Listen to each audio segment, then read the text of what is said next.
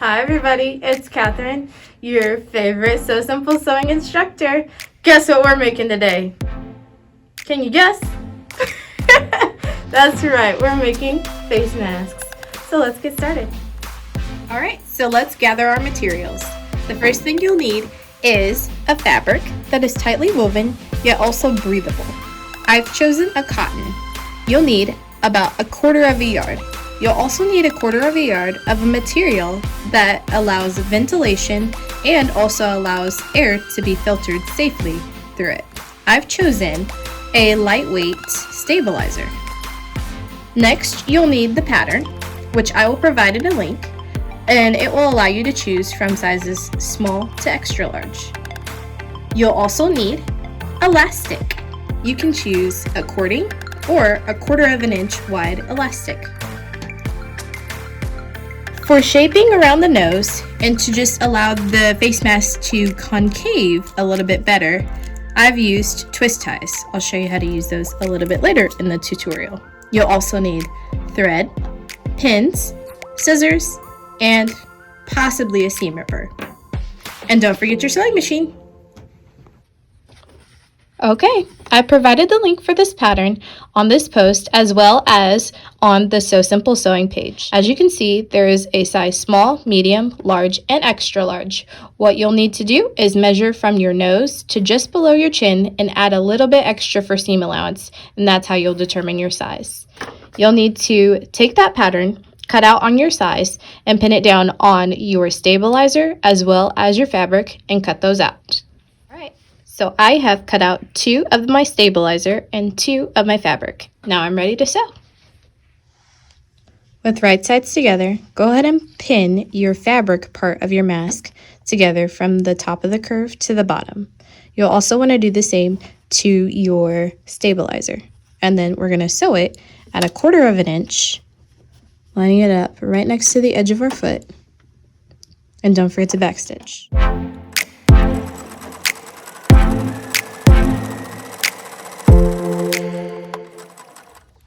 Now that I have my fabric and my stabilizer sewn in the same manner, I need to take my scissors and clip my seams. Cut directly in just to the stitch, but not through it because you don't want any holes. Clipping along the curve will allow for the fabric to naturally lay over your nose and your mouth. We want it to be as comfortable as possible. I'm going to go ahead and grab my pins, opening these up, and start pinning them right sides together. Now when I say right sides together, you want both of the nice seams to be facing each other and the clipped edges that we just took care of on the outsides. First, I'm going to take a pin and put it inside of those 2 seams, trying to match them right on top of each other. And then I'm going to work my way to the outsides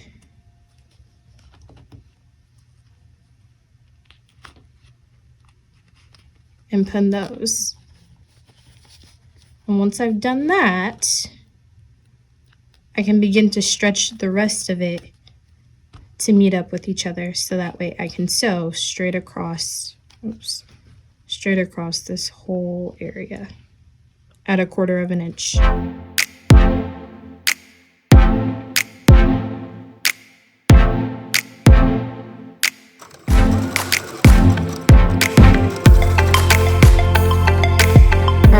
I've sewn the outside and the inside of my mask together at the top, and I'm now ready to add the twist ties.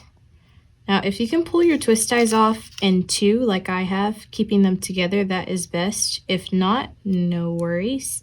What we want to do is take our twist ties and carefully fold it in half. And then I'm going to open that back up. Oop, I'm starting to pull it apart. That's okay if it starts to come apart. But I'm going to take that little bend mark and place it right in that middle seam. Now, I'm going to take my machine and put it on a zigzag stitch. The zigzag stitch is just to hold the twist ties in place. So while I have that pinned down, I can carefully put it right underneath the machine, and this will not hurt your machine, I promise. Another important point is to make sure that your twist ties are on the side of the fabric, the outer side of your mask, not on the side of the stabilizer. Because what we're going to do is we'll flip it and then have the twist ties encased inside so that they don't come out and poke and scratch your face. After I zigzagged over my twist ties, as you can see, I went ahead and set that aside and cut 7 inches of my elastic cording. Now, if your face maybe is a little bit wider, you may need 7.5 to like 8 inches, but around 7 inches is what most people need.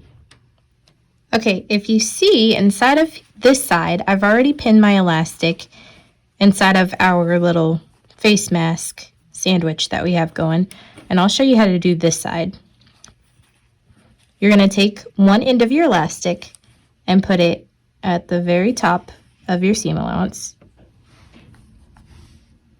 of that seam, not seam allowance, and then just fold it down and put a pin right inside of that cording. We're going to go ahead and put pins across the bottom, making sure we match up the stabilizer and the fabric.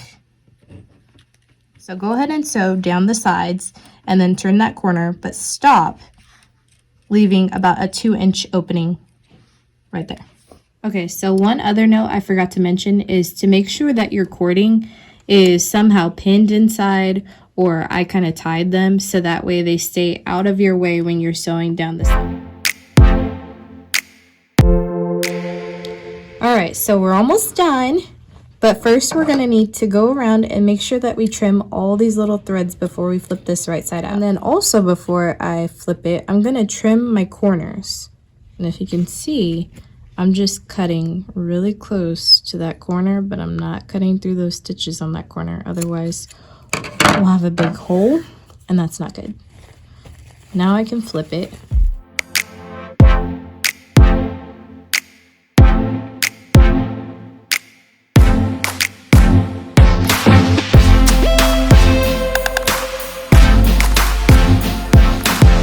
You can take this to the iron and give it a nice press, just so that we can have it all with no wrinkles before we stitch around the whole thing, and then it's done. So I'm gonna go iron this really quick.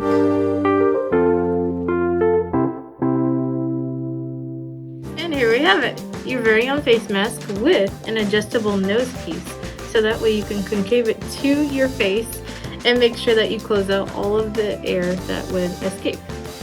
I want you guys to remember to wash your hands, be safe, love each other, and help anybody in need. Happy sewing!